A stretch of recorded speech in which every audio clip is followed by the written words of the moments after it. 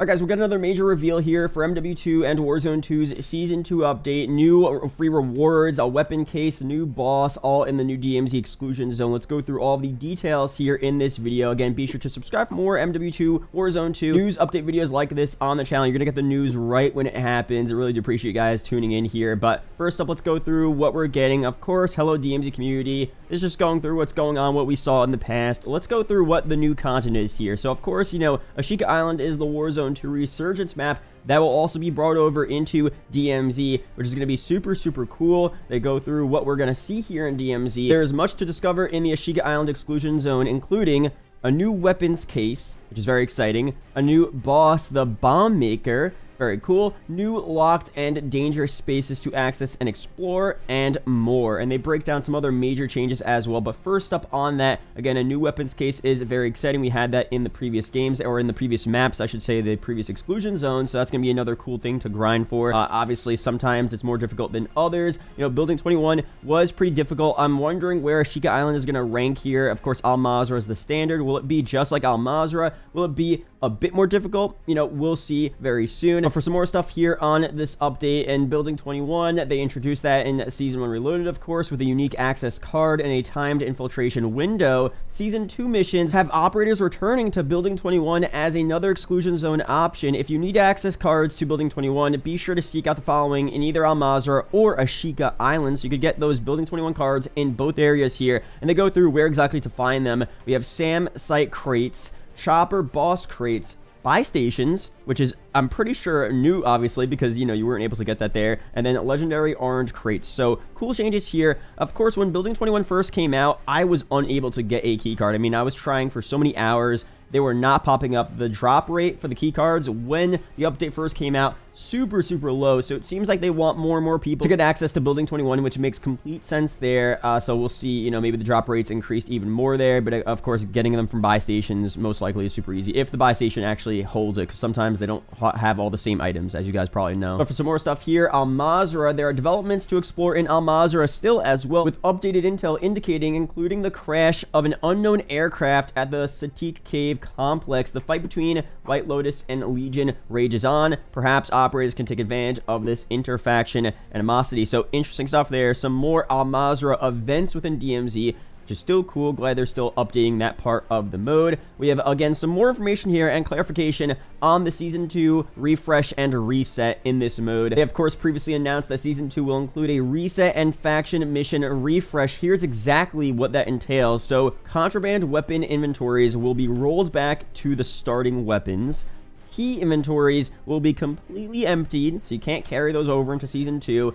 Faction missions and mission progress will be reset to make room for an updated mission set that incorporates all exclusion zones. Now, last week we confirmed insured weapon slots unlocked through previous faction mission progress will not be reset. However, if you did not lock an additional insured slot in Season 1, the new Season 2 requirements to do so should take much less time. So let's say you're close to the first insured slot at Tier 3 in DMZ, but you didn't exactly make it there. Even though your progress is going to be reset, it's going to be a lot easier to get those insured weapon slots with the new Season 2 requirements, which I think is a good thing overall. And for more clarity here on Season 1 progress, all Season 1 mission and boss enemy rewards, for example, previously acquired Al Mazrah weapons case rewards, will not be reset, with the exception of contraband and keys, which I think that makes complete sense there. I didn't think they would get rid of your weapons cases and all the blueprints you got from doing that stuff. That would have been kind of crazy, but, you know, they're confirming they're not resetting that. And I love this here. Some more clarification and just honesty. You know, why exactly are they doing this refresh here? Mission progress in Season 1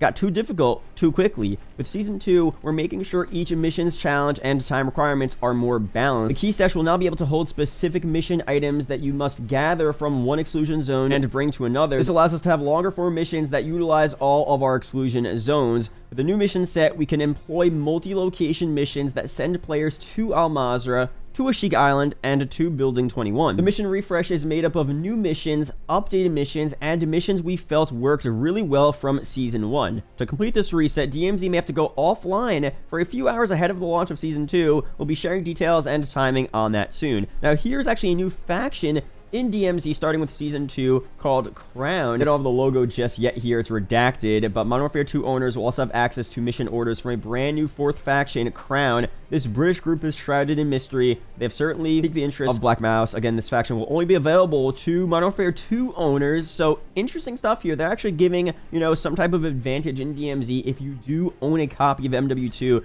which I think is pretty cool. Maybe not fair if you have just the free-to-play version, Warzone 2, but, you know, for us MW2 owners, we feel like, you know, they're focusing so much on the free-to-play aspect of this game, and we paid for content. They're giving us some type of advantage here for paying for the game, which, you know, is pretty cool overall. And of course, they went through some changes here for DMZ on Season 2, what they're doing. Of course, we have enemy tuning. The difficulty, the ramp-up of difficulty was often steep, so they're getting that a little better, balancing it a little more with different types of AI spawning in, changing the number of AI, the accuracy of AI. They're pretty much giving a slight nerf in a sense to AI across DMZ, which I think is fair. The AI were a bit overpowered in certain instances. Sometimes AI don't really hit you, or they're not that smart, but other times you walk into a room and you'll get quick scoped. I mean, you'll get 360 no scoped by these AI. It just depends on what happens, and that's really unfair for AI to be able to do that to you. But I do want AI to still be challenging and still kind of resemble what a normal player will do. I don't want it to be completely easy, because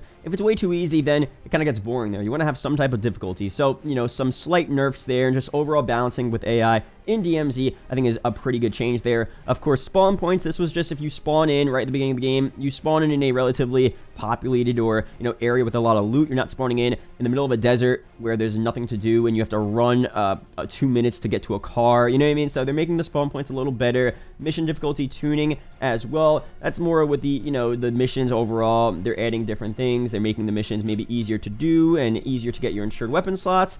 That makes sense there. Of course, crashes as well, making the game run a bit smoother. Now, for future seasons here, let's see what they're saying. Future seasons will bring more changes and new content to DMZ. While DMZ is still in beta, our hope is to continue getting feedback to shape future iterations of the game. We do not intend to apply a mission refresh every season. Instead, we're excited to try different approaches each season to continually improve the DMZ experience. More to come on this in the future. This is exactly what I said here. Obviously, I think this was just going to be a one-time refresh just to make the missions easier to get to and to make the insured weapon slots easier to obtain, and they wouldn't go in the Escape from Tarkov route where, you know, I wasn't aware of this, but apparently it actually refreshes every so often. I had a feeling they wouldn't do that there, and people wouldn't really like that anyway, so I'm glad this is just a one-time thing, and they will continue to evolve and improve DMZ as time goes on here. So again, Season 2 launches next week, February 15th. In 2 weeks, actually, on February 15th. Very exciting there. We'll go through all of the stuff on the channel, stream it live, go through all the content, show you guys how to get the weapon cases, all the good stuff. So be sure to subscribe for the list. MW2, Warzone 2,